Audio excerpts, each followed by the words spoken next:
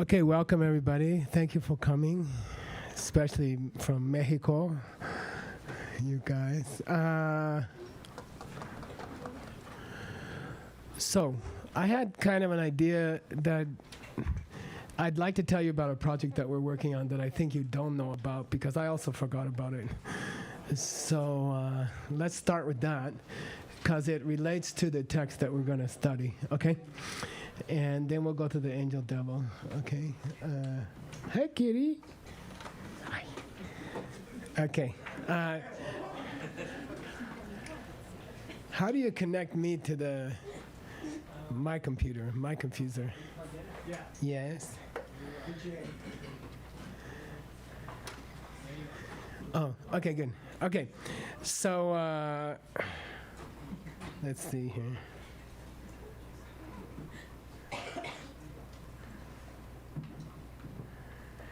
This is a project that Jigme and I have been working on for since, I don't know, December of 2012, something like that. About 7 years. And the idea is that we would like to establish the English names for the Kangyur. So the Kangyur is 1,000 books spoken by the Buddha. And the biggest collection in the world that survives by the Buddha is in Tibet. And so Ka means speech of the Buddha. Gyur means translated into Tibetan from Sanskrit. And then after that, India was attacked, taken over by the Mughals who built the Taj Mahal, for example. And that was like, I don't know, 500 years, 700 years. Then they were taken over by the British. Who also they weren't much interested. You don't have a chair? Come on. So there was a problem. There's a chair back there. Rebecca. And yeah. So anyway, the books were lost, and they only survive in Tibet. We have a large team in South India, Kerala, and in Varanasi and in Kathmandu, who are looking for the Sanskrit. Christina Kasaka's working on that, Vimla's working on that, and Aisha's been doing great work on that. And they've recovered just about all that we're going to recover. We have a new team in Kathmandu who's looking for the Sanskrit texts in other scripts, and they're making good progress. But basically, the only place you can get all of the Buddhist books is in Tibetan. Recently, I've become very familiar with the Chinese, and I think only 75 books started Chinese Buddhism, okay? Xuanzang in the Tang dynasty, Tang Chao, about the time of Kamalashila, walked through India for 17 years and came home with about 75 books. In 900 fascicles. So then the tradition says he translated 900 books, but I decided it was 75 books in 900 fascicles.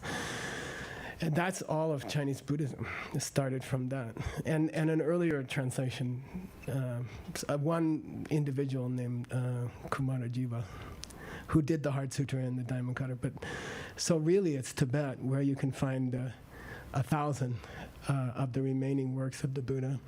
And then we decided to standardize the names of the 1,000 books because they're very confused. No one has ever named them in English. So the names are there in Tibetan, and the Tibetans always put the Sanskrit name next to the Tibetan name at the front of the book for those 1,000 books. So we have the Sanskrit, and we have the Tibetan. And then some of them have been named by people who translated them.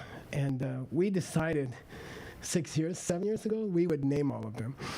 And so me and Jigme started in coffee shops, and it was really fun. And we just do it every time we have time. We go to this little coffee shop, which gets less and less in Geshe-la's life. And 2018, we won't talk about it, right? We didn't do it once, I think.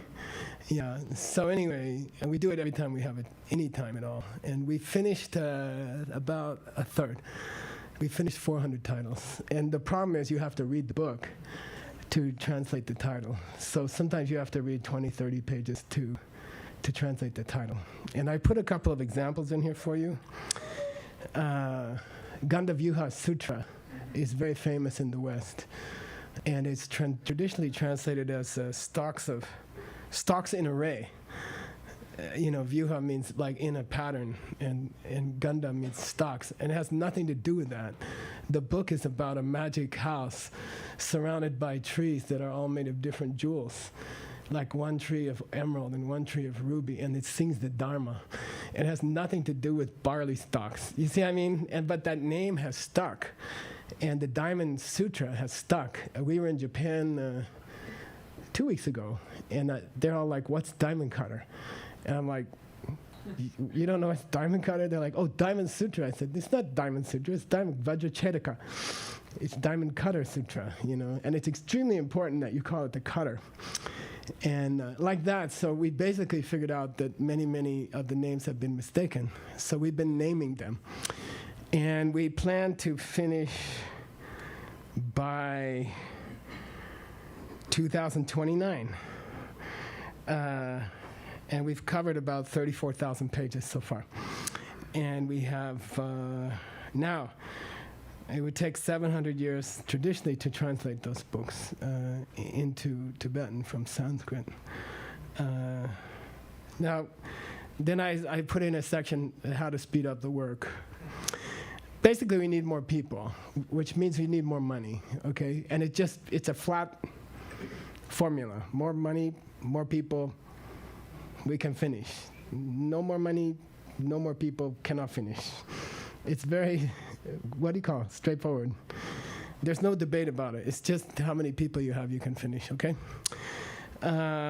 We'd like to do the Tengyur, which is 3 times longer, 3,256 works. It's 206,150 pages, okay? And that will take us, I will be 122 when we finish. At this rate. But it's not a project that we talk about. And we've just been quietly doing it for 6 or 7 years. And I think we should give Jigme a hand.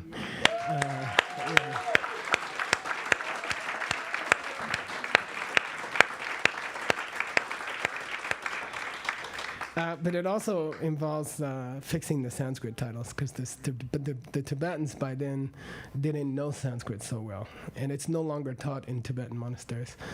So we have to fix the Sanskrit titles also. We've been doing both. Then I thought you guys, you could appreciate this weekend's talk better if you understood the structure of the Kangyur. What's left from Lord Buddha, okay? So I thought tonight I would talk about the structure of the Kangyur, because our author has been covering 26 lousy kinds of meditation. 26 kinds of meditation that are slightly defective and subtly defective, okay? So he's going to cover 26. Then he takes a little break to whine about things. And then he goes off on the traditional schools of Buddhism, starting with Siddhanta. Siddhanta means you traditionally start with the Hindu schools that the Buddha came out of, in the way that Jesus came out of the Jewish schools, you see? So traditionally, you cover the meditations of the Hindu schools. They're grouped into 2 groups. One doesn't believe in karma, doesn't believe in future lives. They're called nihilists. And then there's what, Nick? You look better today. You didn't lift concrete sacks all day. Just dogs. Eternalists, which would say there's a soul, that we have a soul, and different ideas about eternal soul. And then once you get through that, you start with the lower Buddhist schools, and you work up through the lower Buddhist schools, and then you reach the highest school. And our author, the first Panchen Lama, is going to do that process. He's going to go through that process. First, he picks on 26 kinds of meditation that were popular in Tibet in the 17th century. And then he picks on the Buddhist schools, the lower Buddhist schools, okay? After picking on the Hindu schools. So you pretty much get a review of all the kinds of meditation that have been done in the world except for Far East, like China or Japan, okay? So if you stick with this book, which so far has been 7 years, and we have, I think, another 7 years to go. I don't know. I'm trying to finish in 5 more years. And I have to choose, me and Veronica, we have to choose a date in the break maybe or something for the next series, for the next installment, okay? Which comes out of her home time. Which is why I'm embarrassing you in front of everybody. Okay, okay. So here's the breakdown of the Kangyur. Okay, and it's so you can appreciate Buddhism. All Buddhism in this world comes from the Kangyur. Okay, all that's left in this world comes from the Kangyur. Okay, then guess where I'm going to go? Into the Tengyur, which is the explanations of the Buddha's speech. Okay, then where am I going to go? Then I'm going to go into our translation work to clarify the Tengyur, okay? Which is where we're at upstairs, which is what we do upstairs, okay? We try to cover all the schools of Buddhism with a team of about, I don't know, a total team of about 100 translators, okay? 10 primary translators and about 90 secondary translators in different languages. We have Mandarin, French, Arabic, Spanish, Russian, German, Bahasa, Indonesian, and like that. So there's a huge team around the world working to translate, okay? So here's the breakdown of the Kangyur, okay? And Nick's in charge of that, and I think we should give him a hand, yeah.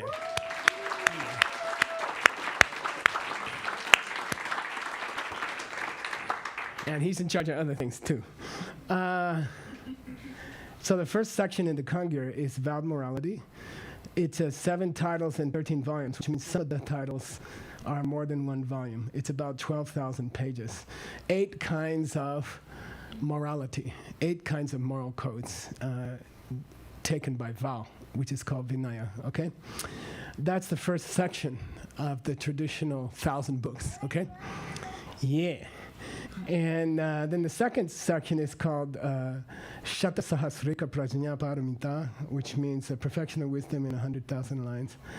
This is one title in 12 volumes, over 11,000 pages. It's a single book about emptiness, okay? And it's the Buddha teaching emptiness in 100,000 lines, okay? Of Sanskrit, which in Tibetan works out to about 200,000 lines, okay? The next section is called Nichi in Tibetan, which means 20,000, and if you're cool, you know it means 25, okay? Which is Vinshati, Pancha Vinshati, which means 25,000 lines. This is misspelled, Sahasrika. And that's 2 volumes of 1,900 pages. And these have all been completed. Me and Jigme have finished these. Not translating, just naming, okay? The next one is the 8,000 lines. And this is probably the most famous of all the Perfection of Wisdom Sutras, okay? It's often printed as a separate book. In most cases, these books are rarely printed separately from the Kangyur. They are just part of the Kangyur. If your book made it into the Kangyur, it survived for the last 600 years. If it didn't make it into the Kangyur, it died and it disappeared in Tibet. You see? Translations. So this is the 8,000 lines. It's amazing. And when you study emptiness, like we are doing here, it's dry and it's hard. It's going to be dry and hard tonight, okay? And but in the old days, it was science fiction, and it reads like a science fiction book, and it's really, really cool. You know, this basically a young man has a voice in his head telling him to walk east. And he just takes off and walks. And he keeps having these, what do you call it? Like a flashback, future flashback? He sees his teacher teaching a group of disciples for like 10 seconds. And then he's like, who is that? What are they doing, you know? And the teacher's teaching emptiness to his disciples. And he starts having these visions of what's really going on in this faraway city, and he's just drawn to the teacher like a magnet. And it's a beautiful, beautiful story. His name is Dr. Mu. Do you know? Ever weeping? Yeah, nice. I'm glad I didn't bet any money on that. By the way, Peter, I have to give you the money for last night. Yeah, his name is Sahasrud or something. Always weeping. And the story is, when he reached the town where his teacher was teaching his disciples, he thought that he couldn't go without an offering. You know, he couldn't interrupt the class unless he had an offering. But by that time, he was broke because he had been walking across the country of India. And then he decided to sell his body, to sell pieces of his meat at the butcher shop. So he went to the butcher. He said, "Can I sell pieces of my arm, my leg?" And the butcher said, "You know, it's your thing, man." And so he cut his flesh, and he was selling pounds of flesh. And then, by the way, it's not a traditional practice. You're not supposed to do it. No, people do stupid things. Anyway, then the demons blocked his sound of his voice. So he said, "Flesh for sale, flesh for sale." And he's going, and everybody's like, "What's that guy trying to say?" And nobody knows. And out of frustration, he starts to weep, and he's weeping. And then later he became known as Mr. Crybaby or something, because he was crying. Do you know what the story is? Do you know what happens to him? Yeah. Mandala, right? Huh? Big little mandala. Come on. Does he go to this woman's house? No, you're close. Come on, get it. Yeah. Yeah, there's a rich merchant whose beautiful daughter is out sunning herself on the top of a building around the square where the butcher shop is. And she sees him, and she's attracted to him. So she comes downstairs and introduces herself. And he says, "I need money for offering." She says, "I'm rich, you know, here, let's." And then he says, "You want to come with me?" And she says, "Yeah." And they both became disciples, and they lived happily ever after. Okay, that's the 8,000%. But it's amazing. The book is amazing. It reads like science fiction. Okay? The next one is the Perfection of Wisdom, 18,000 lines. Ashtadaha Sahasrika. And it's 2,850 pages. We completed that section. The next one with the cat is the Perfection of Wisdom in 10,000 lines. So you have 5 sections devoted to, and thousands of lines devoted just to emptiness, okay? So you want to know what the Buddha thought was important. It was emptiness, okay? And he just kept doing it over again, okay? 10,000 lines, 18,000 lines, 25,000 lines, 100,000 lines, okay? And it's amazing, and they're all quite similar, and they're often quoted later, okay? Next one. This is called Other Teachings on the Perfection of Wisdom, Vichitra Prajna Paramita. And it's 31 books, but this is where the Heart Sutra is, and this is where the Diamond Cutter Sutra is. These are the short books on emptiness. The short classics on emptiness are here, okay? So I think it's called Shirchen Natsok in Tibetan. This is the super sexy section, like short, digestible presentations of emptiness, and amazing, totally amazing, okay? But they're all sort of abbreviations of those other books that might be 12 volumes long, okay? I like this one. It's called Ratnakuta, Pile of Jewels, 49 books. These are short reference sutras that are often used. The meeting of the Father and Son is there. Oftentimes they are requested by a bodhisattva. Sometimes they're considered a single work with different sections, okay? But 49 major sections, okay? The meeting of the Father and Son, where Lord Buddha goes to teach his father after his father died, is there. And it's a Buddhist holiday the day he came back, which is called Sabap Tuchen, which means the God fell down. God dropped in again. Okay, Sabap, the God dropped down. God returned. Okay. Next one is called Avatansaka, very famous, Pelchen in Tibetan, and it means majority. And we figured it out one day. We found the only reference in 1,000,000 pages that explains why it's called the majority, and then we lost it. And I can't tell you. It's 52 books. 5,000 pages. The 10 Bodhisattva levels book is there. The Prayer of Samantabhadra is there. These are very, very important later, okay? The next is section 10, is the collection of sutras. I was thinking to force the translators to memorize all these things, but they kind of resist stuff like that. They just want to translate. And I can't blame them, so anyway. It's 265 sutras out of 1,000 books, right? So this is 25% of the Kangyur. And this is where you find the great sutras, okay? The great sutras of all time. And I just put the Lotus Sutra. There's a sutra called Dozang Lung, which means the Sutra of the Wise and the Foolish. Very cool, often quoted in the Lamrim. Journey to Lanka, which is a very important sutra for emptiness and the mind-only school. And Gompa Rapsa, which is, what is that? Yeah, what I really meant, Sandhi Nirmochana. And this is where a bodhisattva confronts Lord Buddha and says, why you've been teaching different things. You know, sometimes you say everything's empty, sometimes you say it's not. ACI course 15, okay, Tsongkhapa. It's a reply to the question of when a teacher teaches contradictory things.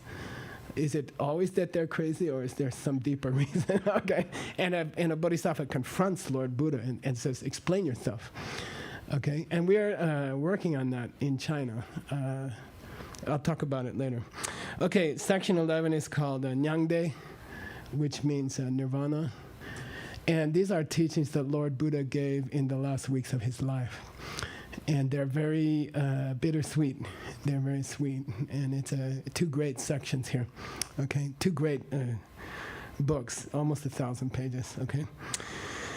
The last one is called Vajrayana. This is Tantra, secret teachings, and there's 730 books, okay, in the Kangyur. What percent of the Kangyur is Tantra? More than half. Come on, out of 1,000 books, 730. 73%. 73%, okay. So almost 3/4 of the Kangyur is secret teachings. And so when people say the secret teachings are not valid or weird or something like that, you got to understand that Buddha taught over 700 of them directly, okay? So, and they're beautiful and they're amazing and they're sweet and they're pure, okay? And if you're lucky, you get to study them, okay? So that's and that's 20,000 pages of Tantra. So don't tell me Tantra's weird or Buddha didn't teach it, okay? It's 20,000 pages of the Kangyur. It's by far the largest section in the Kangyur, okay? All right, then I was gonna show you a breakdown of the Tengyur. Tengyur's commentary is written on the Buddhist teaching. We had a blackout period, 500 BC to about 100 AD, 600 or 700 years. There was a blackout period. And there wasn't much original work done. That's the Abhidharma period. In Buddhism, it's considered a period of darkness, where people forgot what emptiness meant, and they taught a much lower version of emptiness for 700 years. And it's very dry. I spent 12 years on it. I memorized a lot of it, and it's very dry, and a lot of it is the emptiness parts are incorrect, but the karma parts are famously correct. And all later presentations of karma come from that. So a lot of DCI material comes from those times, okay? So I thought to give you a breakdown of the Tengyur, just so you could appreciate the scope of what me and Jigme have to do in the next 60 years. If we're going to finish, okay? Or we need help, you know? And again, the help just comes down to money, okay? Yeah, we just, you know, people like Nick, they have this bad habit of eating every single day. And we tried for a long time to do it with volunteers. It doesn't work. It just doesn't work. People need a salary. People need to have a place to live. They need to have a place to put their puppies and stuff. And that's the reality of it. And so a lot of my life is fundraising nowadays. A lot of my time is spent fundraising. And it's just the reality. We need to do it. Anyway, if you feel inspired by my talk, you can help us. And it doesn't mean you have to give money, okay? Helping to fundraise is a glorious activity. Christina and John just raised $1 million. Where's John? Yeah, for cataloging without me. I didn't do 1 minute of work on it, which was the first time in my life that I haven't had to do it. And it was $1 million. And because of that, we are cataloging 300,000 to 500,000 books in Mongolia. Okay? And it's amazing. It's totally amazing. And it's going, and the government's excited, and everyone's excited about it. And it's amazing. Indiana Jones Brady. Okay, so here's the breakdown of the Tengyur, okay? And what I did was I sprinkled in translations that we're working on to show you the strategy we have of covering all the major schools of ancient India. So the translations are spread out to all the major schools of ancient India because each major school has a different vocabulary, because they occupied different centuries. One that Aprila with his short sota, the drunk of March, had pairs it to the rota, and bothered every vein in which la cour, of which we are doing gathered is the floor. Chaucer. Okay, but you have to teach people. This is, you have to have a Chaucer expert, then you have to have a Shakespeare expert, then you have to have, I don't know, Somerset. You got to have different experts. So I wanted you to see the structure of all Buddhism and how we're covering it upstairs in the translation room, because it's a huge strategy globally. We have people working in many, many countries, and it's expensive, and it's cool, and it's working, and we're paying for it. It's about I don't know. It's close to $1 million a year. Okay, here we go. The first section of Tengyur. Explanations. How many years of Tengyur are there? Start 100 AD, go up to around 850. Yeah, I call it 800 years of Tengyur, okay? 3,300 books, something like that, 3,000 something. Okay, first is called Stotra, which is songs of praise, and this is like, usually it's to Lord Buddha, and you're so cool. It's like Beatles songs dedicated to the Buddha, okay? And we're not translating those because, I don't know, we don't have time. The next one is Vajrayana, which is 2,600 books, okay? Out of the 3,600-700 books in the Tengyur, 2/3 are Tantra, okay? So don't tell me Tantra is not valid or something like that, okay? Or else 2/3 of Buddhism is invalid, okay? So anyway, oops. Cancel that. Now, I put Seiji's photo there just because he's handsome. No, he was the last person to join the translation team. We didn't intend to have him on the translation team. He begged to be on the translation team. We noticed he was really good with languages. And then I was in Vienna, and two Austrians approached me and said, we want your team to translate a book on karmic correlations. Do this, get this. And I said, well, there's two famous books. One is by the Buddha called Karma Vibhanga, which means all the kinds of karma. And Buddha says, in that sutra, Buddha says, you want to look nice? Here's the karma. You want to have money? Here's the karma. You want your wife to wash the dishes? Here's the karma. Okay, like he breaks it down, karma by karma, okay? Then 1,500 years later, 15 centuries later, a dude named Atisha is headed for Tibet to teach. And his teacher, Dharma Rakshita, says, I got some advice for you because the Tibetans are bullheaded people. I got a book, I wrote you a book. And when he's leaving for Tibet, his teacher hands him a book of poetry and says, you're going to need this. If you're going to deal with those crazy yak farmers who don't even have an alphabet, you're going to need this book of instructions. And it's a very beautiful book of karmas. It's a book of karmas. And I used it from my business book. I stole everything from there. I think I even credited him. But So anyway, we decided that Seiji would be the person. 2 Austrians agreed to fund him, his salary. And we started. We started on that second book. And then Mr. Wu took the first book. And we went on a 2-volume Karmic Correlations Daily Whopper. And it's amazing. It's just amazing. And we found a commentary to Atisha's teacher's text,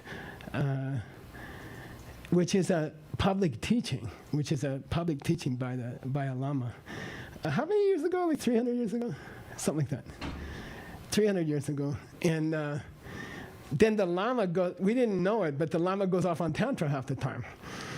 So then, in class, everyone's getting a big dose of secret teachings upstairs, and everyone's jealous of Seiji. Everyone says, I want it dapper. Anyway, so I put his book in the secret section because it's a tradition in Tibetan Buddhism that if a book has a significant amount of Tantra in it, it has to be cataloged in the secret teachings, okay? It's a tradition. So your book is Tantra, I'm sorry. All right, but it's also a huge amount of lojong, which is just how to be a good person, how to develop kindness, basic kindness, compassion, okay? All right, section 3 is lower middle way, which contradictorily in the Kangyur and Tengyur is called Prajnaparamita, you see? So when you say Prajnaparamita in the Kangyur, it means all teachings on emptiness by the Buddha. When you say Prajnaparamita in the Tengyur, it means only lower middle way, okay? Only the lower middle way, okay? So it's confusing, okay? To represent that, by the way, the main writer there is a Sangha, Arya Sangha, who lived 17 centuries ago, okay? And one of his most famous books is Abhisama Alankara, Nantokyen, Ornament of Jewel of Realizations, okay? And maybe the most famous line is Dene Sengi Namgyen Betingin Zen Anyong Shukpe Tenjin Deljun Lutu Dan Lumitun Na Doparje. Very famous. It says what? Do the lion's dance meditation. Learn the lion's dance meditation, and then you will. Come on. And be able to use that understanding to get enlightenment. Look tun, look ndo. Yeah, you'll know how we get in trouble, and you'll know how to get out of trouble. Good. Put the car in reverse, okay? So we've been doing that at the Lam teachings for, 2 years. I think we started in Mexico. The Lion's Dance has 5 classical parts taught by a Sangha taught by Maitreya to a Sangha in his heaven, and then he brought it back, okay? And we've been going through it part by part. I think we're on the last part, or we're going to do it in July in Mexico. But it's a preparation meditation for emptiness. Very powerful, okay? So there's a whole book about it. And Sugang Shi, who's a Chinese extraction from Singapore and Indonesia, he's translating that book. And he's also a very talented linguist. He worked in Sony Corporation in Japan for years, and or Hitachi, somebody like that. And so his Japanese is very good, his Chinese is fluent, and his Indonesian is his mother tongue. And Singlish, his English is quite good. He's a linguist. So he's doing that book. Higher middle way, which is called Madhyamaka, in the Tengyur, okay? It's called Madhyamaka, okay? Although technically Sugeng would be Madhyamaka also, okay? But in the Tengyur, it's not laid out that way. 157 books, 17 volumes, 16,000 pages. The first book I want to talk about is Nick's book, 60 Verses on Reasoning. You want to describe it in 2 sentences. Take lots of breath. It's one of the great books in the Nagarjuna, which proves to the lower school, I described it this afternoon to you. Okay. Proves to the lower schools that they already accept the higher schools' ideas of emptiness. Okay. And that's 2 sentences. Yeah, and the person who wrote the commentary is Gyeltsen, Tsongkhapa's disciple, who, when he met the greatest master of Buddhism ever, was already a high master himself, specializing in logic. So formal logic, syllogisms, the study of syllogisms, which is how you see emptiness. And it's extremely difficult, and we're having fun frustrating ourselves with that book. Next we have Ben Kramer. He's doing a book called Siddhanta, in which we cover all the schools of Buddhism. It's a survey of all the schools of thought, starting with the Hindu schools of thought, out of which Buddhism grew. And we're going to be going through it tonight and tomorrow in this book called Angel and Devil. The angel debates the devil, okay? I want to just point out the completion dates here. I mean, Seiji 2023, Sugang 2022, Nick 2022. And we're putting out a series of 108 books. These will be in the series. You're welcome to be one of the 5 people who buys one. So we're expecting about 5 sales. I'll do 4, okay? And then Ben's is 2021. He's up pretty soon. Venerable Utpala is translating.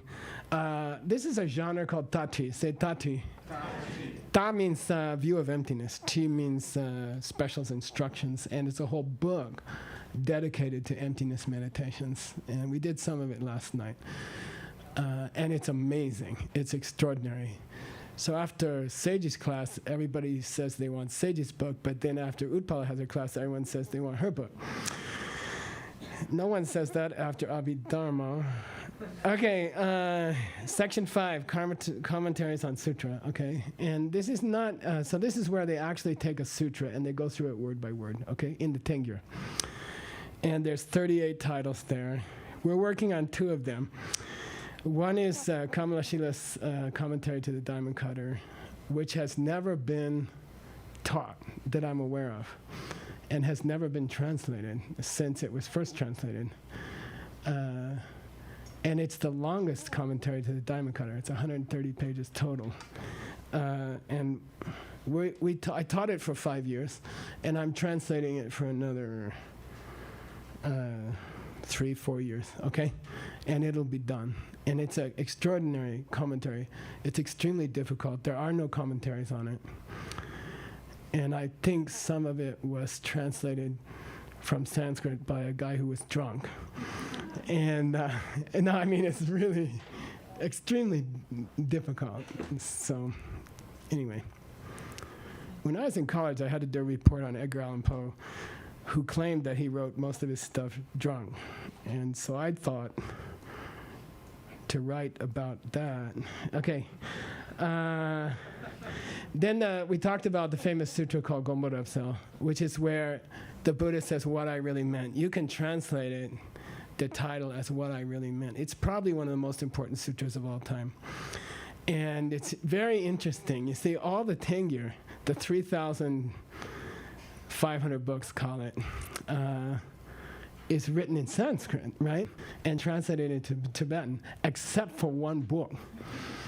And that's a commentary on what the Buddha really meant, written in Chinese, okay?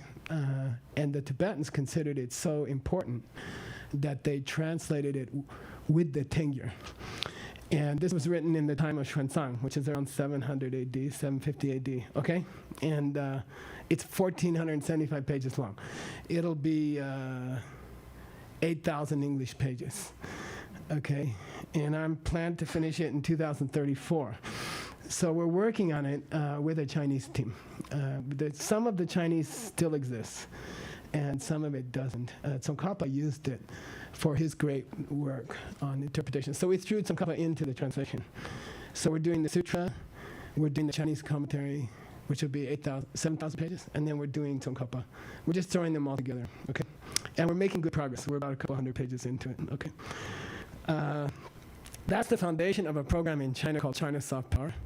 We sold it to the AIIB, the Asian Infrastructure Investment Bank, which was funded by the Chinese government for $100 billion. They took all their US bonds and put it into this bank.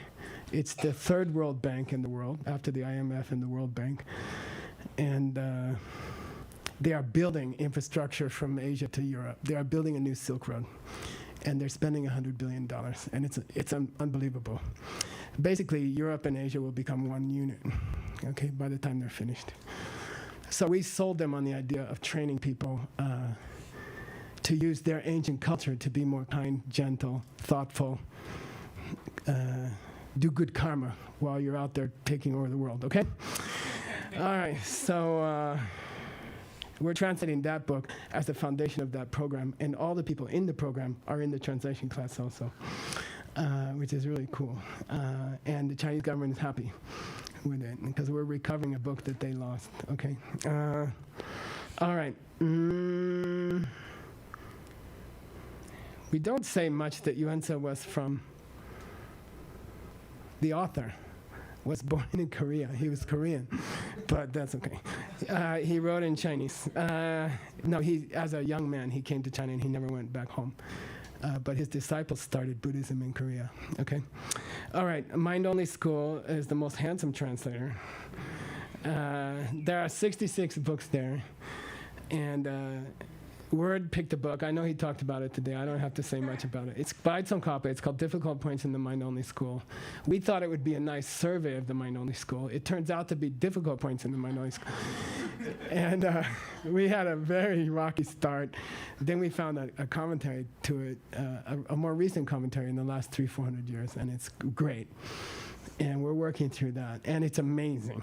It's totally amazing, okay? Mind Only School is big in China because when Chinese Buddhism went to China from India, Mind Only was the school of India. So, you know, the Chinese 1.4 billion people really enjoy his work, and they're very appreciative of his work. Okay, section 7, Abhidharma. Dry, 700 years of dryness. And Stanley Chan is working on that, and it's going to finish in 2042. And we're on schedule, okay? And this is, what I'm trying to say is, this is the kind of planning we have to do at this institution. We are working for generations. We are planning, John's work will be done in another 50 generations, okay? He's about 5% finished after 31 years, okay? And the translation will take about 30 generations, okay? And we are thinking that way here. That's what we do here. You know, we are thinking on a very large scale of how to protect this wisdom in this planet and how to spread it in this planet in a non-religious way, in a way that everyone can use. We have, last year, I think, 3,000 Muslims came to programs. And Communist Party members in China, and we taught in the Congress of Mexico to Catholics and hardcore Catholics, and it's just we're taking this wisdom and exporting it to each country in a way that they can enjoy and that they can use for themselves, okay, without having to sign up for Buddhism, okay. So that's Stanley Chen. We picked the youngest translator to do the 2042. He will be, let's see something.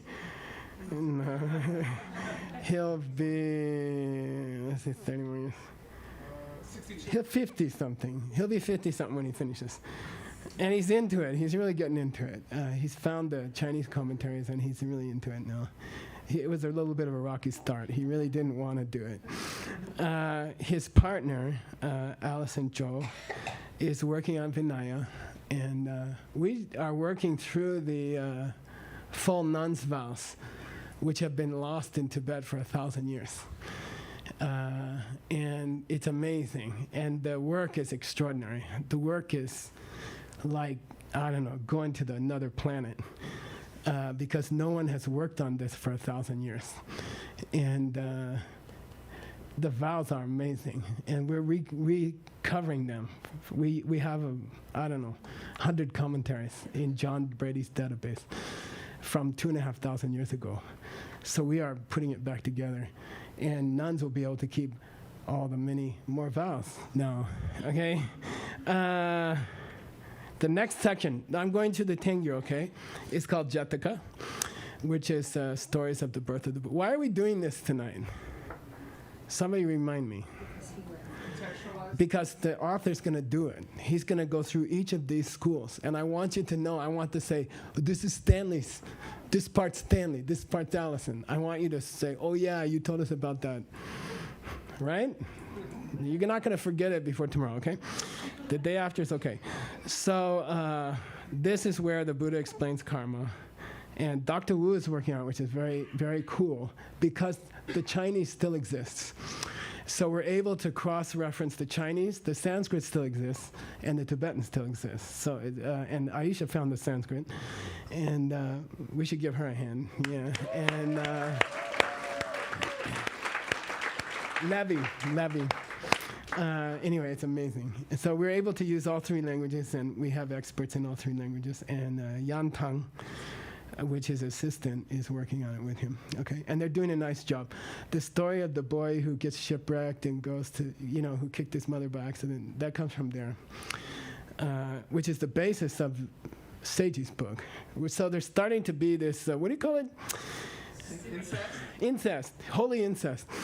Of all these great books are starting to overlap.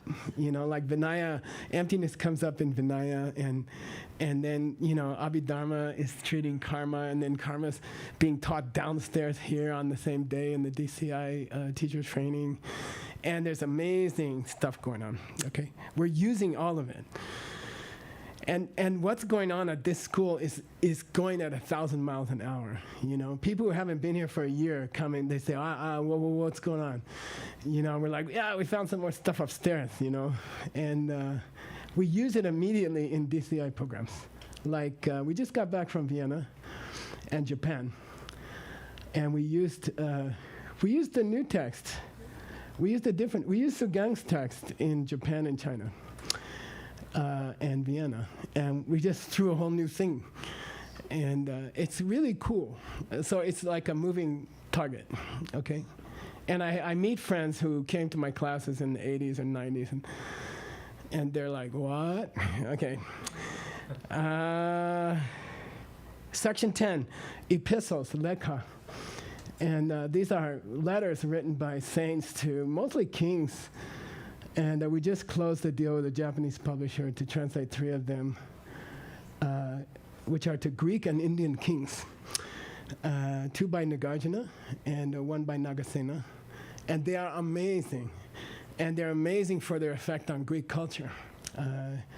Taught to Greek kings in India by Buddhist monks. And the story of emptiness of the cart comes from there, and things like that. Amazing things that we use every day in DCI, okay? And we'll be working on those. God bless. Section 11 is school number 2, which is what? Sautrantika, which is, it's called logic, but I hate to call it that because people fall asleep. I just say the word logic and they fall asleep, but it's clear thinking. Nowadays I like to call it clear thinking. How to think clearly. And Adam's working on that book. He'll be done in 2032, okay? And it is the greatest book on Dharmakirti, okay? He's translating the greatest commentary on this subject, and which is called The Key to Emptiness. It is said in Buddhist circles that if you don't understand how to think clearly, you cannot see emptiness. You have to study this topic to see emptiness directly, okay? And we teach that in DCI level 7. We use it extensively. We use that commentary extensively, okay? Okay, now then there's a couple sections that are not, we're not translating. Sanskrit language studies, which are really obscure. And you're better off studying a grammar by one of the modern grammarians, Dwight Whitney from Yale, who was my teacher's teacher's teacher in the 1800s. He wrote the best book. You don't need these books. It's a better presentation of Sanskrit than here, okay? Medicine, Chikitsa Vidya. It's interesting because Tibet is halfway between China and, as far as medicinal theory, classical Chinese medicine and Ayurveda, Tibet is a mixture, and it's quite interesting. And there are great commentaries. I studied it, I translated it for the Dalai Lama's doctor for a couple of years. And they're amazing. They're very, very beautiful. We don't have time to work on it. If we have more money, we could. Okay. Fine arts, painting, sculpture, architecture. Okay, some great classics there. And then Niti Shastra, which means worldly topics. My favorite book there is a book on, what do you call it? Not Kama Sutra. There's a book on how to evaluate gemstones that I really enjoy. But generally, they're not like books that we want to spend most of our life on. And then there's a whole section of 118 books called Stuff We Didn't Know Where to Put It. And it's really cute, and there's all kinds of weird stuff in there. Okay? So that's to show you how the schools that you're going to go through in this text are being covered in this institution by this college. And the plans go up to about 2042. And we're working through it. So I thought maybe you'd like to get involved on some level. You know, anyone in this room can get involved. Talk to Nick if you'd like to. You don't have to be a Sanskrit translator. You can help. There's tons of stuff to do. There's a whole lifetime of stuff to do. And we don't leave it on the library shelves. We interpret it for the modern world, and we bring it down here, and we teach it to 30,000 people every year. And the Mexican team, who's got here, welcome. We should give them a hand.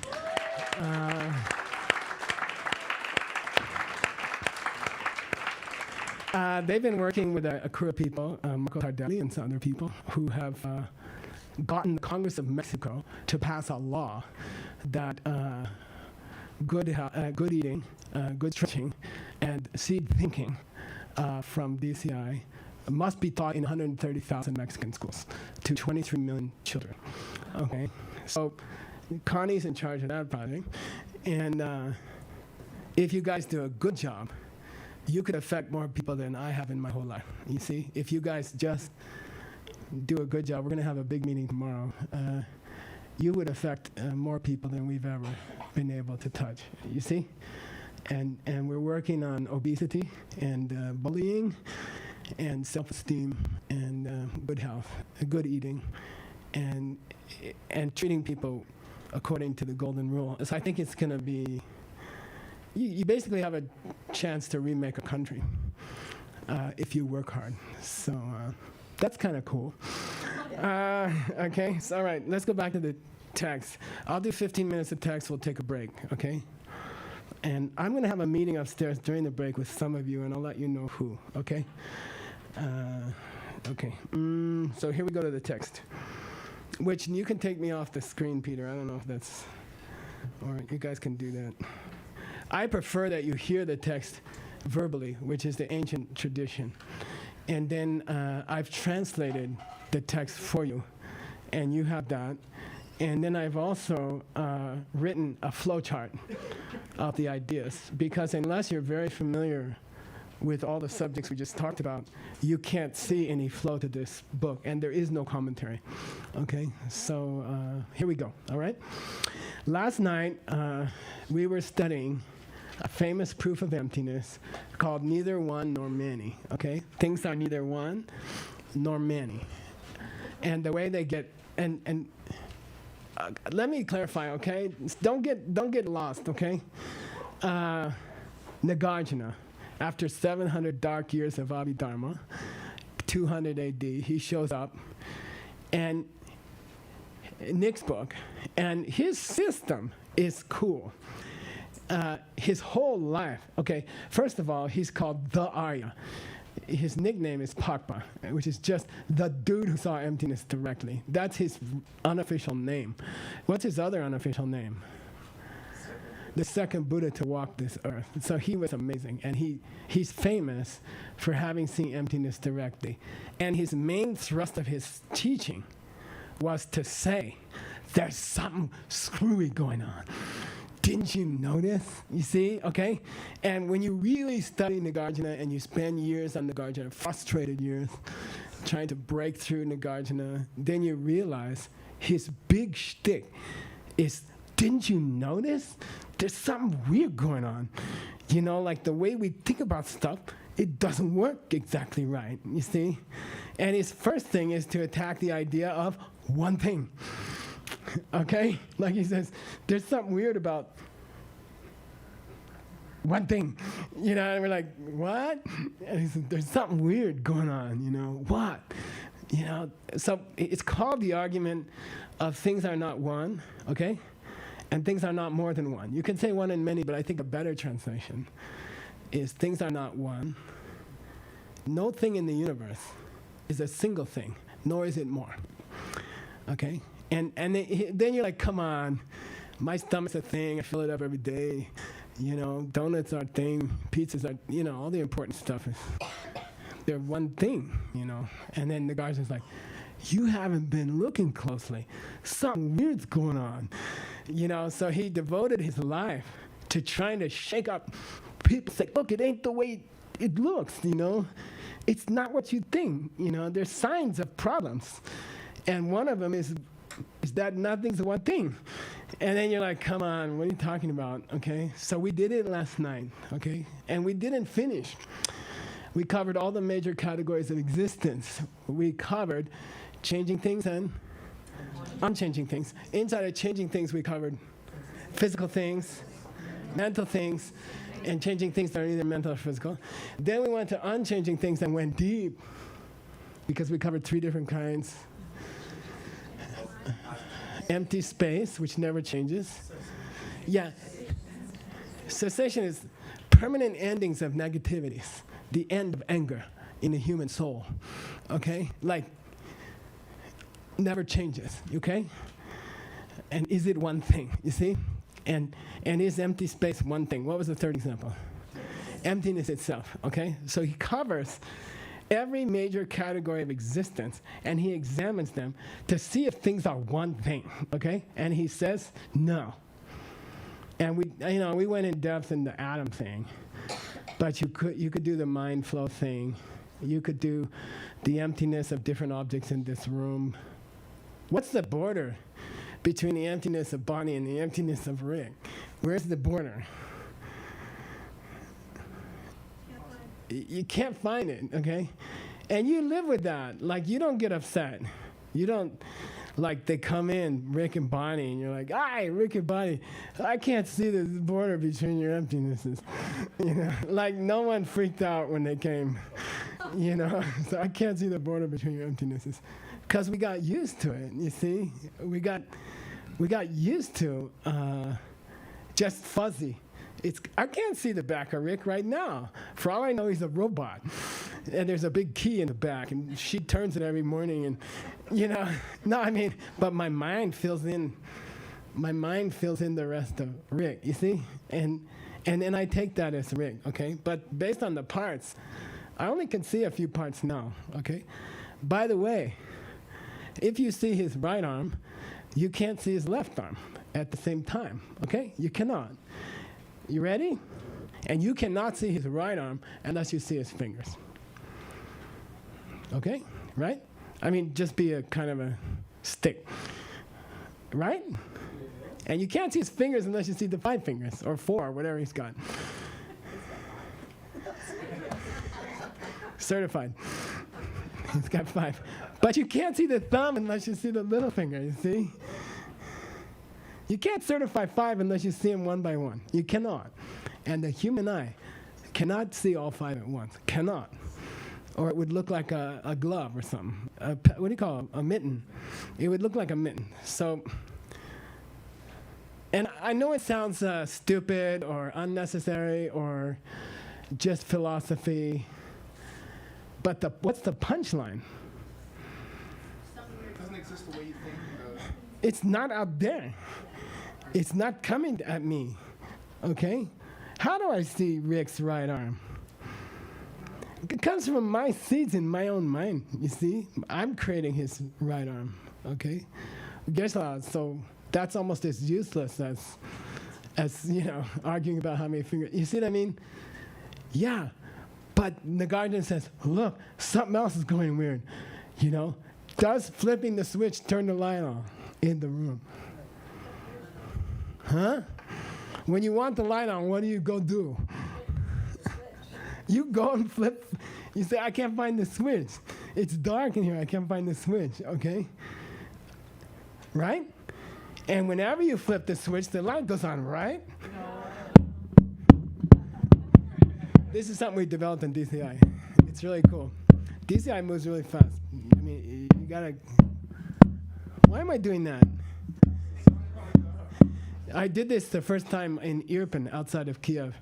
The audience was half Russian, half Ukrainian, which itself was an achievement. And I went like this, and people why are you doing that? And I said, I have to do this. And they're like, почему? And I'm like, I gotta make the sun come up tomorrow. I gotta do this before it gets too late. You know, I gotta do this. And they're like, huh? And I said, no, I'm making the sun come up tomorrow. And they're like, oh, come on, Geshe. I said, no. Listen, every time I bang on the mic, the sun comes up the next day.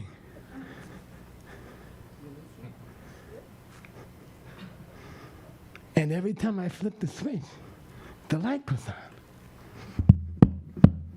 Keep flipping switches. Keep working for those money. Okay? Keep looking online for a nice boy or girl.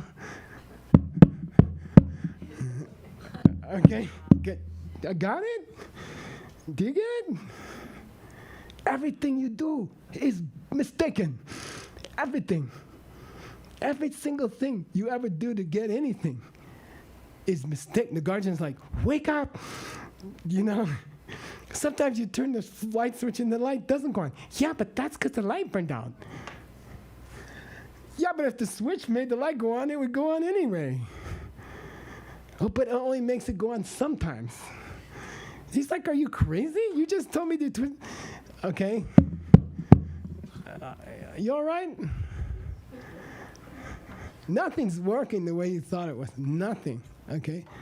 And every time you flip a light switch, what did we say last night? Every time you flip a light switch to turn a light on, you reinforce the misunderstanding of your world, and it will get you deeper and deeper into misery. And things won't work, you know, and you will die, and your body will wear out, and you will just be one of those people who died. I get emails, you wouldn't believe it, it's super depressing. I don't see people for 5 years, 10 years, 20 years. I always get the death email. I always get that, now I have a failed disease, Geshe, teach me Buddhism email, you know, like 10 years later. Everybody, every single person, I get that. It's frustrating, you know. You should have come to me 10 years ago. You know, I can't help you now. I can't teach you everything in 3 days or 3 weeks. You see what I mean? Then people suddenly, oh, things didn't work out. Like, duh. Okay, all right, understand? So what the guardian is saying, and what the Panchen Lama is saying, is that the emptiness of one and many boils down to the emptiness of one thing. And I cannot be seeing Rick the way I think I'm seeing Rick, because it's not possible. I can't look at your left arm and see your right arm. But if I don't see your left arm and your right arm, I can't see you, okay? So something else is going on. Your eye is not jumping around and getting indicators and then synthesizing Rick. It's not what's happening. Rick's coming from you, okay? Rick's coming from you. That's one Rick. Got it? Okay? That's why there's no two Ricks. Ask Bonnie, he's unique. Okay, right? Yes. So anyway, now that we've studied what it means to not be one or many, which really just means not to be one, because if it's not one, yeah, if you don't have one apple, you can have two apples. So we don't have to talk about more than one. We proved one ring.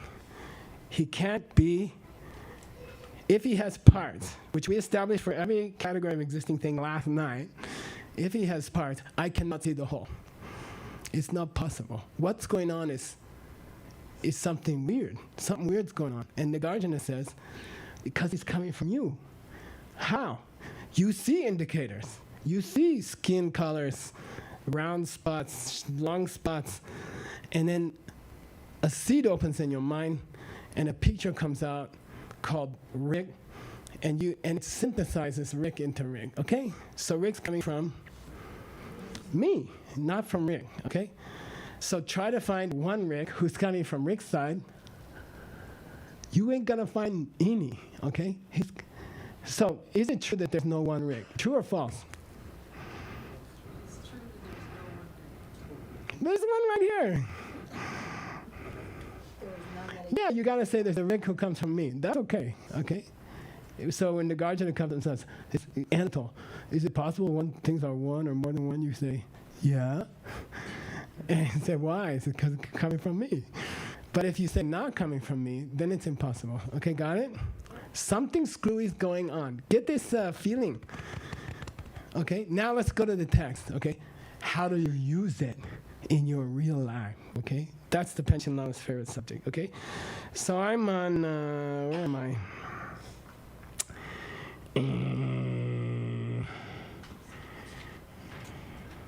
Yeah, we finished Chukalamkir, we finished all that. I'm on 120, okay? I'm on verse 120. You don't have to look at the text, just listen. Tonight, when you're overwhelmed with more curiosity to go deeper, you can look at the text, okay? Verse 120 is another ineffective meditation. Politely, out of wanting to be polite, I call it ineffective meditations. You could call it stupid meditations, but it's not nice to say those things. Okay. So ineffective meditation number 13. Decide that things are neither one nor many, but don't use it.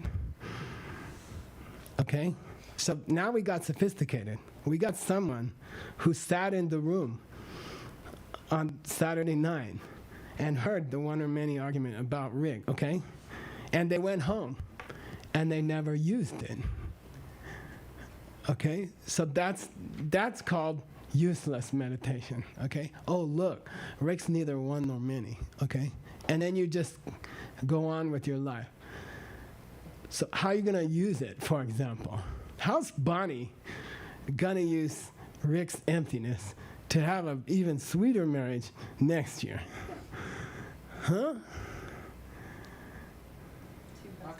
If he's not one or many, it means he's coming from me. He's coming from you, right? So the next time he does something stupid, who are you going to yell at? He does great things, so I'm really No, then you have to pat yourself on the back. Don't tell him he's good. No, I'm just saying,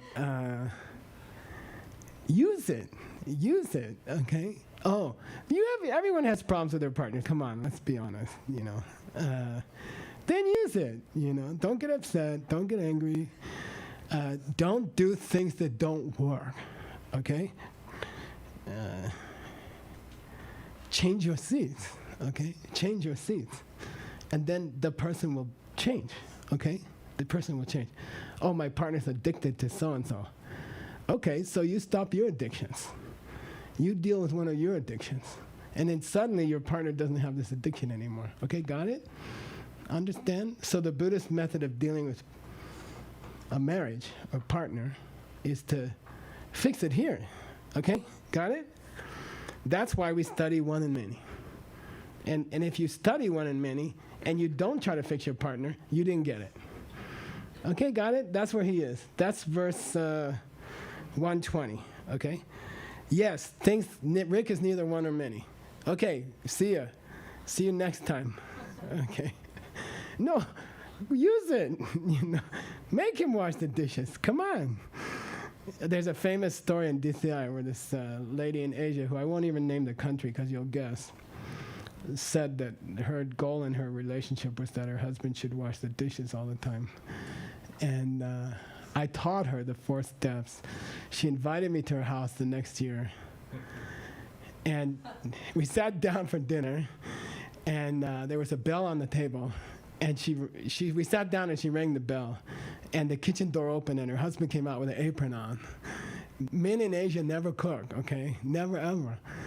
And he's like, yes, dear. And she's like, is dinner ready? And he's like, oh no, I'm so sorry. I'm almost done, you know. He went back in the kitchen. She said, give me 5. We were like, give me a high five, you know. I said, damn, your goal was to make him wash the dishes. She said, yeah, but why stop there? You know. So the verse number 120 is the person who studied one in many, who didn't use it to make their husband wash the dishes. Okay, got it? Okay, they understood the concept. They understood the seed concept, but they didn't use it. Okay, got it? All right, give me 5 more minutes. I'll give you a break, okay? By the way, there's a large group of people here. I want you to come upstairs with me so I can rant at you about something, okay? In the break. I don't know. Okay. I don't know. It's too many people here. Yeah, okay. If you've been involved for a couple years, come upstairs at the break, okay? I have a lecture, a mini lecture, okay? All right? Cool? Especially teachers, okay? All right. Ineffective meditation number 14, verse number 121. My husband comes from my mental seeds. The karma opens, and a mental image comes out, and it coats him. And the parts are unified into Rick, who doesn't wash the dishes. Okay? Got it? And that's exactly how it happens. What's the Buddhist name for that process? Dependent origination, okay? When do you see it directly for the first time? Yeah, in the hours before you see emptiness directly. You see a karmic seed open in your mind, and you see it create something in front of you, okay? And then there's no more philosophy. It's just like you saw it, okay? Is that emptiness? Yeah, and that's ineffective number 14, okay? Oh, let me meditate on the seed opening in my mind that creates my Rick, okay? And if you stop there and you don't go further, you have failed in Mahamudra meditation. Okay, got it? Is it useful? Extremely. I mean, dishes is dishes. Okay? It's extremely useful, but it's not the ultimate goal. Okay?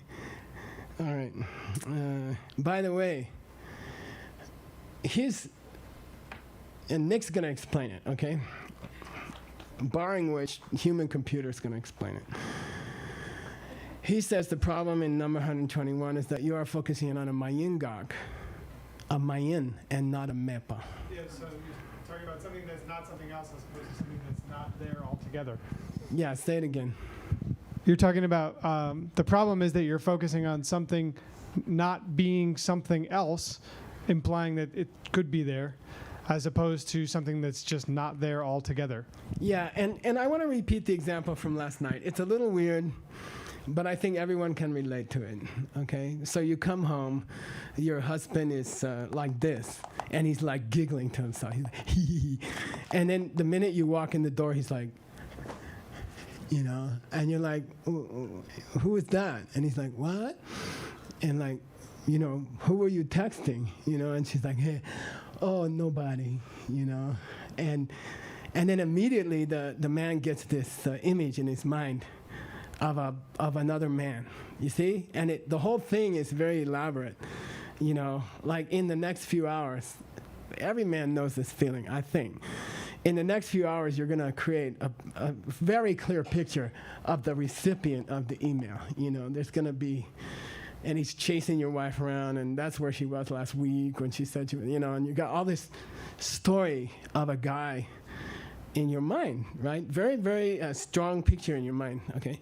Then we gave the example that you guys go to bed, and you wait till your wife's asleep, and then you sneak around to her side of the bed, and you duck down, because it makes a light that wakes up people, and you like hold it this way, and you check the record of her text, and she was texting Amazon to buy your birthday present, and that's why she was excited, okay?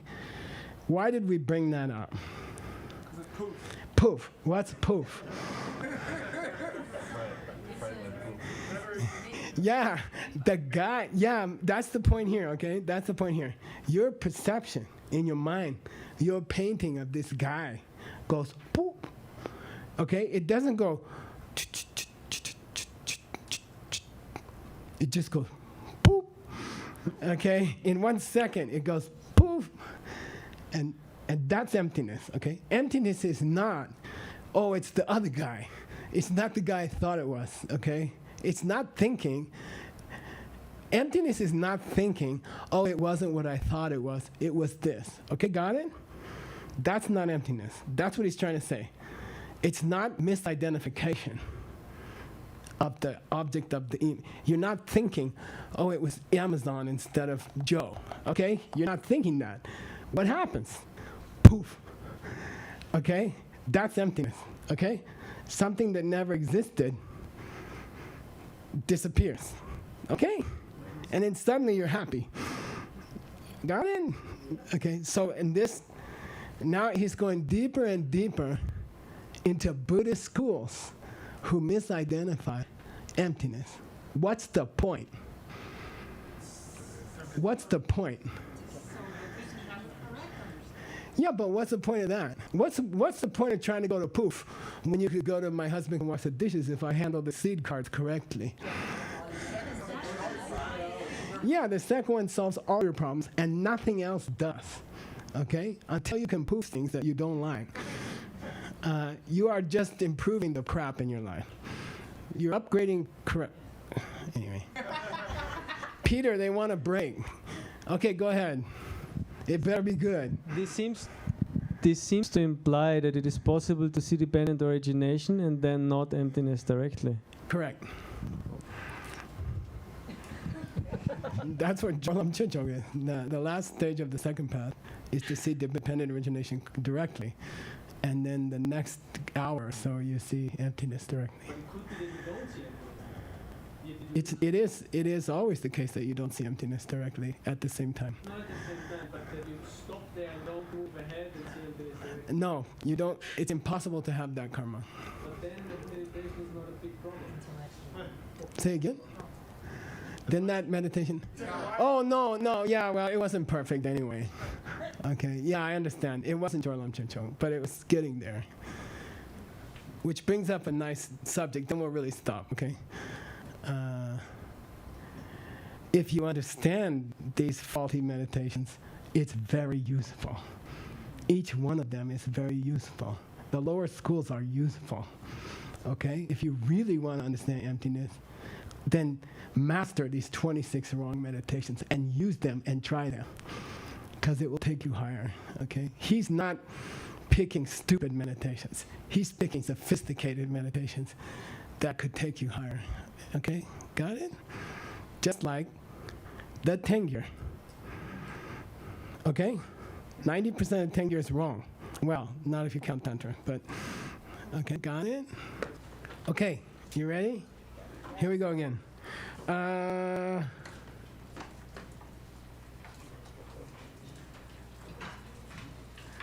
Nick.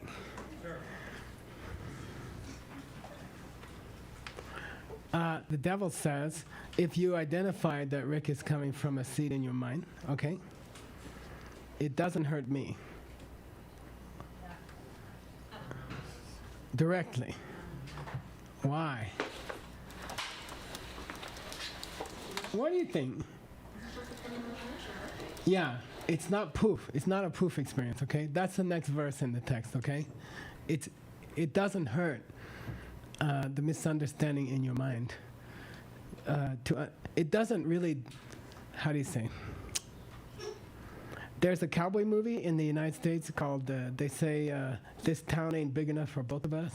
This is very common in the U.S. English. They say, this town is, the bad guy and the good guy have guns, and they say that one of us has to leave this town. So it's like that, okay? In your mind, either you are remembering that this person is coming from you, or you're not. And if you're not, then the devil can stay. Okay, if you're not actively thinking. So this goes back to two states of mind that we use in meditation called Sheshin and Tenba. Somebody explain the difference. In this case, Rick's wife is mad at him for some irritating thing he did. So Then she gets Sheshin. So Shishin would, the alarm would go off in her mind like, you're angry, why? Yeah, we're describing you, Bunny. No, he does something irritating, and you start getting upset, okay? And then Sheshin in okay, wait. Describe Sheshin in meditation. It detects. So Shishin meditation is used to describe mainly two problems. Either you're getting too sleepy, or you're starting to think about the next thing you're going to do when you get up. Yeah, right. You're texting. Okay, and now what's Shishin mean in normal life when Bonnie gets irritated at Rick, which never happens, but just takpa tasungi rikpa for no dollars. Just for example, Takpa tasungi rikpa. if something like that were to happen, in a hypothetical case, In the highly hypothetical case, I'm trying to teach him this logic word, and it's been a struggle. Okay, in the highly theoretical case that Bonnie got irritated at her husband, then what? then you would want your alarm mind to start to go off and say, oh, there's a mental affliction happening. Why would that happen? Oh, because you're starting to think about the object in a way that it could never exist. So therefore, start thinking about it in a way that it actually exists. So poof. Good. Where's the Demba? Where's the Demba in meditation? When you pull the mind back to Yeah, so Demba means, it's mistranslated as recollection. It doesn't mean recollect. It means, Demba means to pull. So it means pull the mind back to the object, bring the mind back. Okay? The alarm goes off, and then you bring the mind back. So what's the Demba in this case with Bonnie and Rick? The teaching. Yeah, you remember he's coming from me. The old one goes poof. The one who's not coming from you goes poof. That's the Peter and Maria did it last night, right? And then all is good, because then you realize that you can change him. You can change him, okay? Not by hurting him, or not by saying hard things to him, or not by being angry at him, but by changing him here. Okay? All right. But until there's a ninang. the discrepancy Nice. Discrepancy between what? between what really exists and what you think you see. Yeah, what's really there and what you think you see. So this is a big subject in Buddhism. What's the Sanskrit? Maya. Maya, illusion, okay? So illusion in Buddhism just means what you think you see and what's really there, they don't match. They don't match. And that's the definition of illusion in Buddhism, okay? So until there's a discrepancy between the devil and the angel, the devil will stay. Okay? Until there's an active until there's an active poof in Bonnie's mind, she will continue to be upset at Rick. And there's no other way. According to Buddhism, you will never be totally patient with Rick unless you can poof him. Okay? Not possible. Okay? All right. Now, verse 123, okay? Ineffective meditation number 15. Using one and many to come to a lack of me, but while still holding in the act of holding me. What's a common example of this problem in DCI? I'll say it again. For those of you who've been doing construction all day. Did you do construction all day? Damn, you gotta lay off and take Sunday off. Using the idea of one and many, there's no one and there's no many, to come to a lack of me, but you are still holding to me while you're doing that. What's a common DCI example? The pen. While I'm explaining to you why the pen comes from you, in that moment, you are feeling that it comes from itself, okay? And this is just about anyone who's not an Arya in the direct perception, okay? Even an Arya out of the direct perception. Did you do the magic show today? Yeah, if you came to her magic show, did you get through the whole thing? Wow, 8 minutes, that's, oh my God. Cool, nice job. Okay, so he's talking about, you're thinking about, Rick's coming from me, but while you're looking at him, you still feel like he's coming from him. Okay, like it's a inability to implement it completely in the moment. Okay, that's ineffective meditation number 15. So you're getting sophisticated, you're understanding that things are coming from you, and you're looking at him with irritation saying, he's coming from me.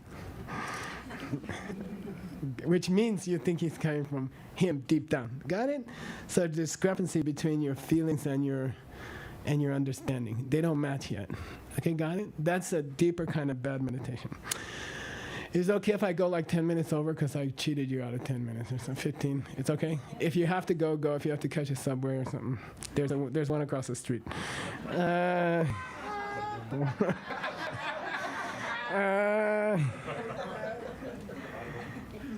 Yeah, and then the next verse is just a very funny statement from Ignorance who says, look, man, I'd love to leave your mind, but as long as you keep doing this stuff, I gotta stay here. I'm sorry.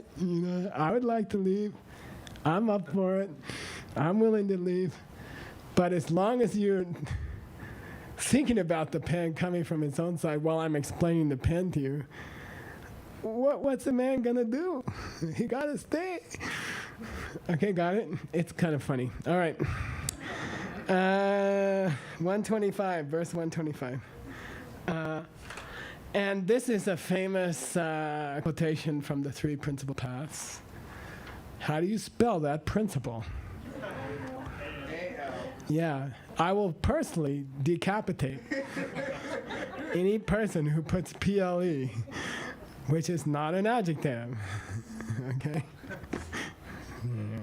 It's only been 40 years, so anyway. Okay. Mikpe teso kayen kun shigna. Last verse or next to last verse? Mikpe teso kayen kun shigna means if your opinion dissolves of what is real. If your opinion of what is real dissolves. Okay? Mikpe teso means if the way in which you view the object, which is like zintang. You know zintang. Teso is much ancient, more ancient. Zintang means how do you hold the thing. So mikpe teso kayen kun shigpa means if it dissolves. Then you understand middle way. Okay, that's Tsongkhapa.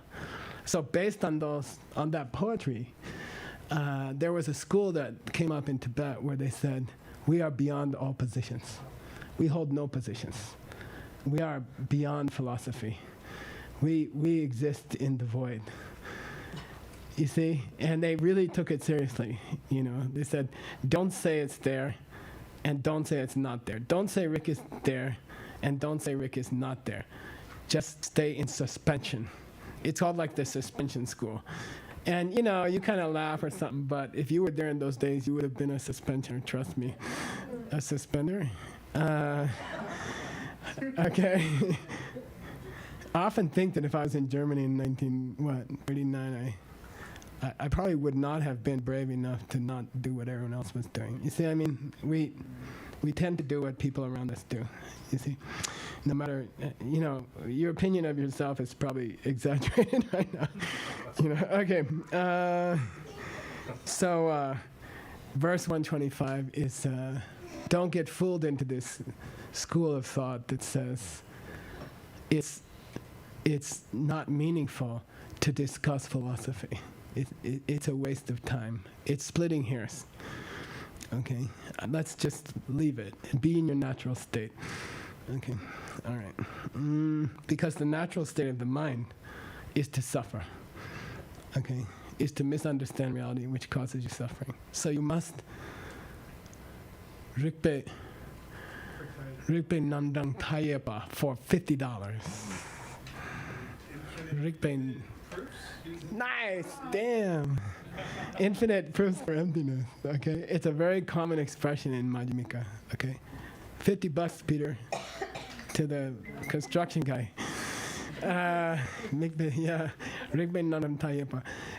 People who say that, look, Geshe, this is all just. I had a guy tell me that someone left Sedona. They said, Geshe, it's too much. You explain too much. Just let it, give us a couple months with no teaching. And I'm like, this is the position of Nagarjuna. You know, you have to hear 1,000 different presentations, and then it will sink into the wood. Okay?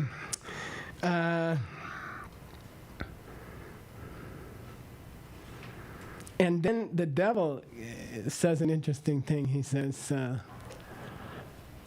I ask you a question? You know, and the guy's like, yeah, okay.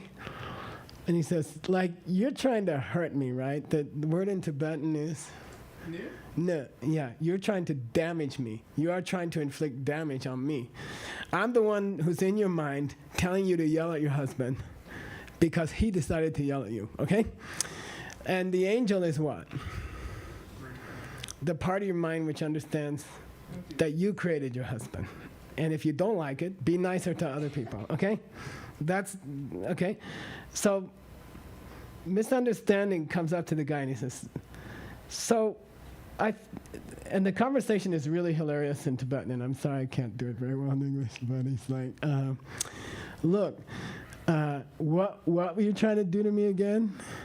And the angel says, we are thrusting you out of this mind. You will be homeless. You know, we are thrusting the wrong way of looking at your husband out of your mind forever. You know, he says, oh, really? He keeps doing that. He's like, oh, really? And you're going to do that by taking no positions at all.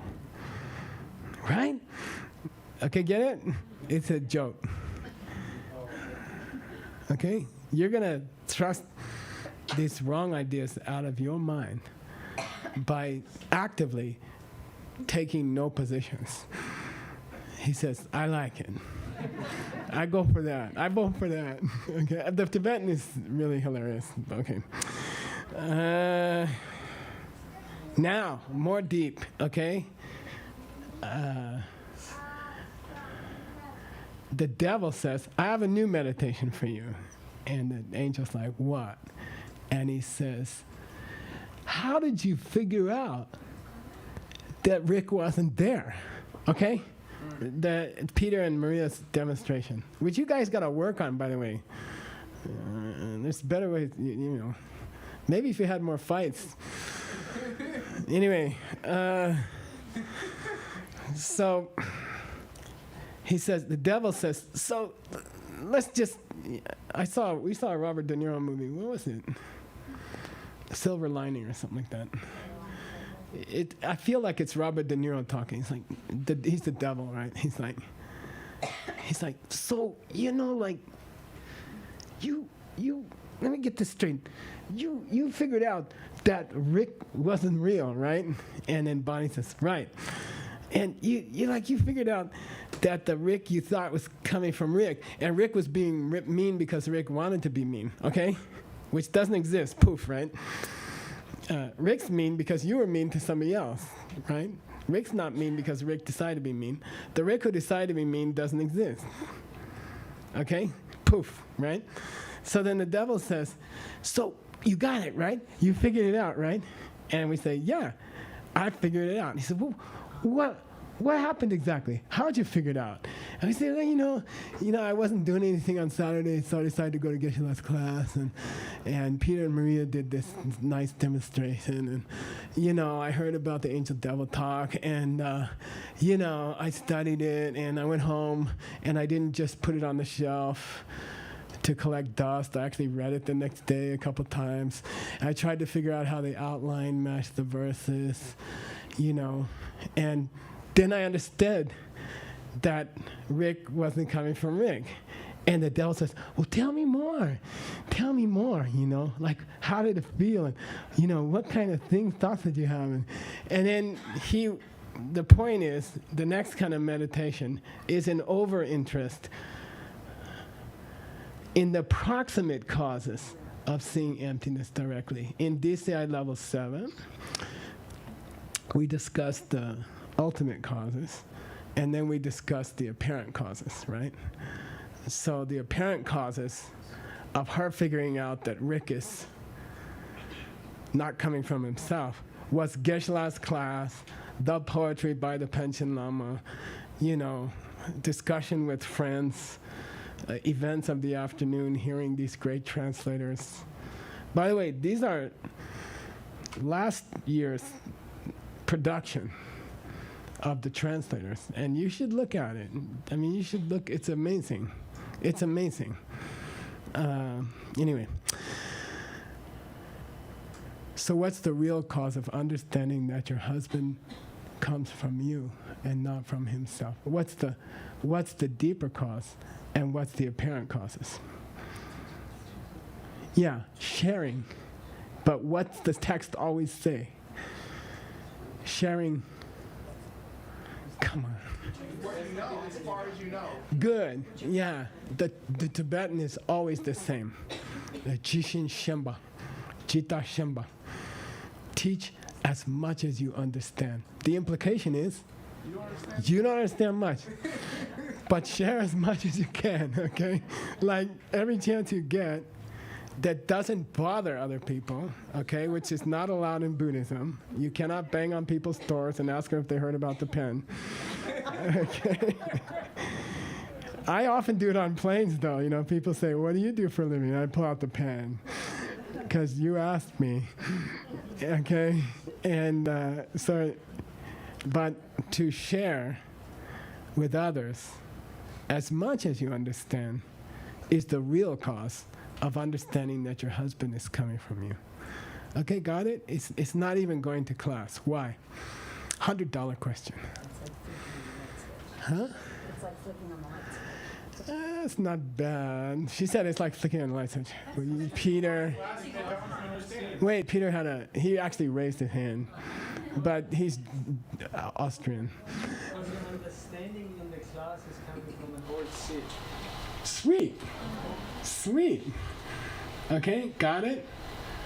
Who wrote the Diamond Cutter Sutra? You did. Okay.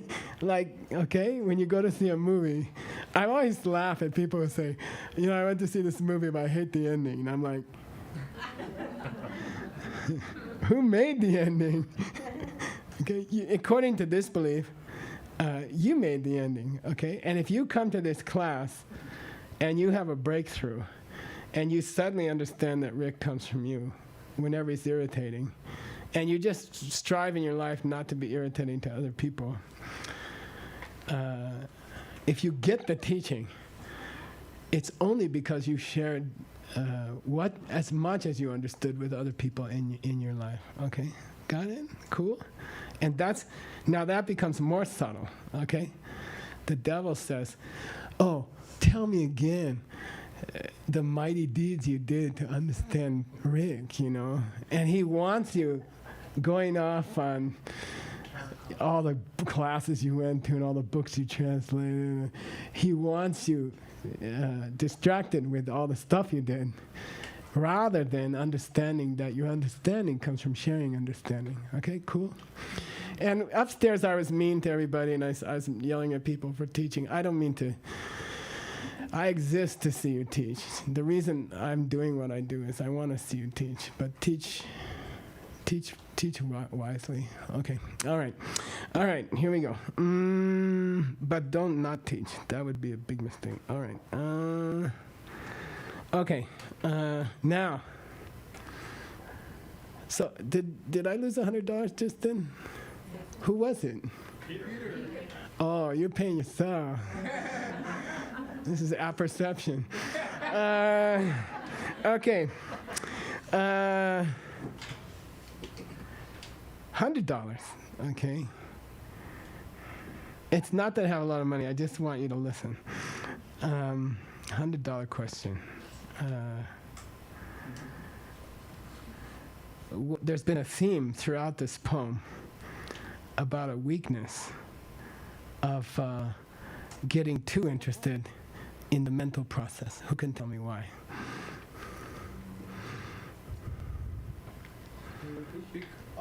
There's been a theme that I've mentioned a few times in this poem of a weakness of getting too interested in the mental process that you use to get to emptiness. Because it's not. Not exactly. That's not emptiness. Wait, Tim has an opinion. Because you're focusing on, you're not focusing on the ultimate, when you're focusing on the process of being still. Close, but no cigar. Anatole, he must. Hey, human computer, give us somebody else a break. You got rich off me. I recall a place in text where he says, trying to meditate on emptiness makes it worse at understanding emptiness. You're getting kind of close, but not really. Okay, Chenzong, give me a shot. Because then you're not thinking of the emptiness of the exploration. No. Okay, Peter, it's more simple than that. If you focus on the process, you're not thinking about other people and you're not sharing the wisdom which is the process. It's too much detail. Because you're not meditating on emptiness, you're just thinking about it, and that's not going to cut. It's not going to cut it. Okay, I saved $100. I mean, I only go so far, you know. If people are just fishing around, sometimes I go 90, 80, and I get. Then you owe me $10. Okay. The human mind is defective. Okay? Anytime you watch the human mind, you are worsening the infection. Okay? Anytime you watch the human mind, which is defective, because it thinks the pen comes from itself.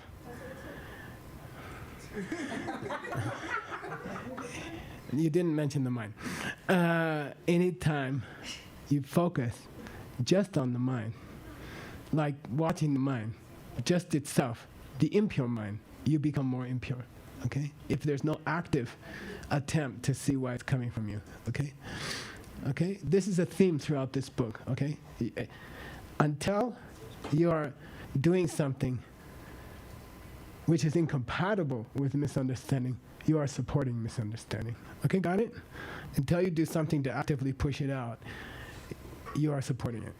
You are reinforcing it. Okay, got it? It's weird. Which is to say, if you ever get upset at another person, ever, you are reinforcing ignorance in your own mind by the act of being irritated.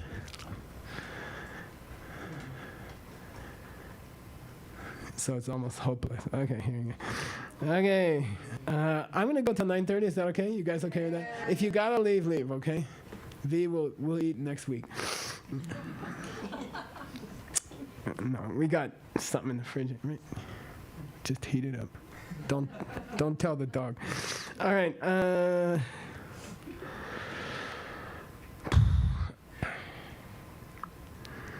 Yeah, again, Ineffective Meditation 18, verse number 129 is, and I could go off on it. I could read you the verse, but the basic thing is study without application, okay? And I think, having gone through the Geshe course, 25 years in the monastery, there are times in the monastery when you get really frustrated with people and you're like, there's a lot of politics in a Buddhist monastery. Those institutions are the most important institutions on this planet. They are the most precious institutions on this planet. B, there's a lot of politics that goes on, and a lot of hard stuff goes down. And sometimes you're just stunned, like, I heard you give an hour defense of this idea about irritation, and now you're so angry at this other monk, what's going on, okay? So the devil here says, I like this kind of stuff. I'm especially enamored of people who study, and are still getting irritated, that somehow they can, Geshe Michael, talk about irritation for days and then go home and get irritated within 15 minutes, okay? You're especially dear to my heart, okay? That's, verse 129. Okay, verse 130. He repeats that, reviewing the thought flow that got you to see that Rick was not coming from his own side is not itself the perception of emptiness, okay? And in DCI level 7, we spend a lot of time on the proximate causes, the approximate causes of seeing emptiness directly. I think DCI level 7 is exciting. It's the only piece of literature I've ever seen which is a guidebook to see emptiness directly. And it's 200, 300 pages long. I think it's a good piece of work. But a lot of it is tracing the thought process. And the devil here would say, I hope you get stuck on that. Okay, I like it. I hope you never get to the end of the manual. I hope you keep thinking about how to get the thought process going, and you get focused on the thought process. And then when you get home from DCI level 7, you yell at your husband. Then you're perfect. Okay, got it? C.S. Lewis wrote a book. I like to talk about it.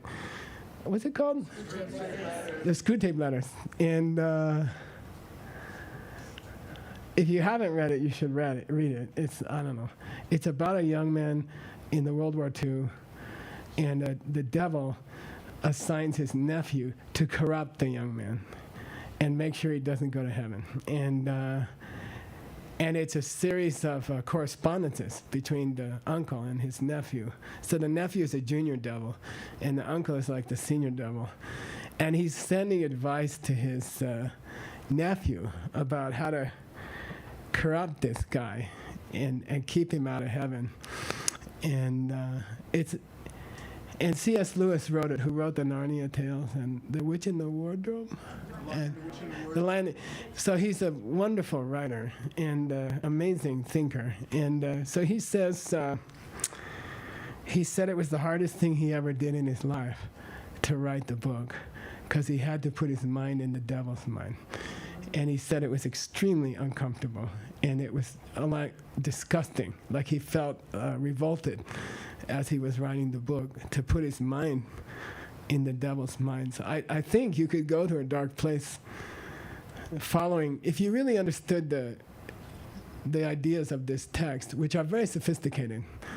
I think it would be a very dark place to go. I think it would take a lot of strength to really put your mind in the devil's mind and try to make sure people slightly miss the mark and end up fighting with their wife when they get home after the lecture. I hope I don't do it. If I do, just hit me, okay? All right. Okay, so 131, and we have 5 more minutes, okay? Focusing on no self-nature, but still not applying it to your life and your challenges, okay? So I think a special application of angel-devil thinking is with personal problems. Like for me, it was dealing with security bureaus this week. I was contacted twice this week, and it was frightening and it's difficult, and I want to get upset at somebody, and then the devil's like taking over my mind. I'm like, no, calm down, you know. This is coming from you, Geshe Michael, you know, and to use it for challenges in your life. Okay, so we started with irritating husbands, and Rick as a tapatasungi example, highly theoretical example, highly hypothetical example. But I personally have found that angel-devil thinking is most useful for personal problems, personal issues in your life, okay? All kinds of problems, financial, partner, work, you know. People say he yelled at me, and then it's always, when you meet the guy who yelled at them, he always says, I talked quite softly. But I'm the kind of person who, when someone gives me a suggestion in a peaceful, civilized way, I'll always go to V and say, he yelled at me, you know, and she'll say, did he really yell? And I'm like, no, not really yell, but okay. So when you have a challenge in your life, pull this out, or else it has been useless, or else you are the devil's minion. Okay? Why? There's a tradition that if you come to a class and you learn these things and you don't use it, you got worse. It's better that you didn't come to the class, okay, if you don't use it for somebody. So use it when you have personal challenges this week. Try to get used to using it. And that's going to be DCI level 11. Like, how do you get in the habit of bringing up angel-devil thought? What do we call it in countries where we're not allowed to talk about angels and devils? Tiger and the donkey. We call it the tiger and the donkey, okay? And we have a whole thing. We have puppets, tiger and donkey puppets. Okay, so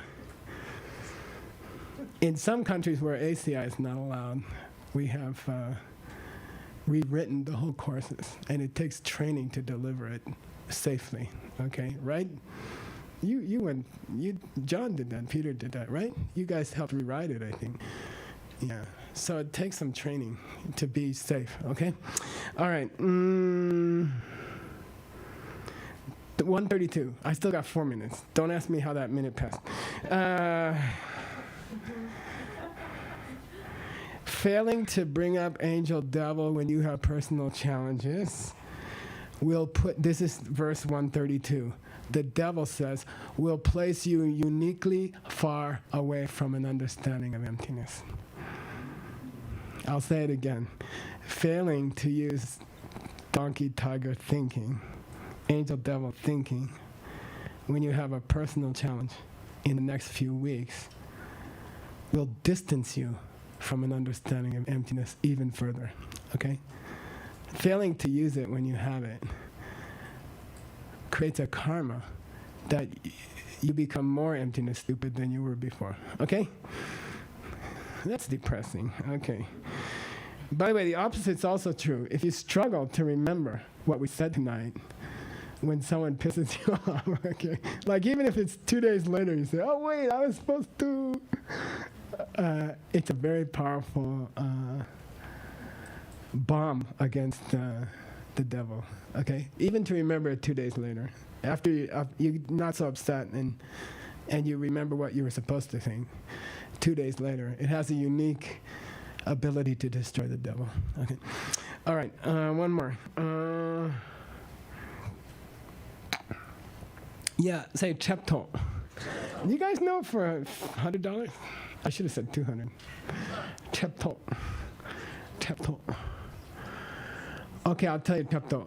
Because I had a human dictionary. I lived with a human dictionary. And when I didn't know a word, I just went upstairs with a cup of tea, because otherwise you couldn't get in, and asked Rinpoche what it meant. And here's his explanation of chepto. Chepto is your kid acts up, and you belt them. This is too bad, okay? You belt them, and then the next time they just stick their butt out, they say, go for it. You know, and they get hardened to it, okay? And chepto means if you don't remember the angel once, it gets harder the second time, and then harder the third time, and you get more inured. You get more inured to not thinking about the angel, okay? You get chepto. The skin get calloused. I like that. That's kind of cool. Try to spell it, I don't know. Good luck. No, chepto. It's got to be K-H-R-E-P or K-H-R-E-B, I think. I don't know. It's hard. I think I've seen it once in a book. But it means you get hardened to the inured. You get used to not using it, and then it gets worse, okay? All right, so we're stopped on 133. We're going to pick up on 134.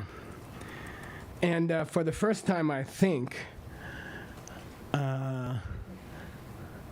we're gonna do something during the meditation that's close, that gets us a little closer. So it's the first time that the devil says, oh, now that meditation, it wouldn't really hurt me, but if you kept doing it, we'd have a problem. So, you know, so come back tomorrow, or you will never hear any kind of good meditation. Oh, Anisha's like, oh, man, just listen to it online or something. Okay, all right. Mr. Duncan, can you do the mandala and the Gewadiya thing? Okay. Puki Joshime Totam Rira Bingshininde Kempadi Sangye Shin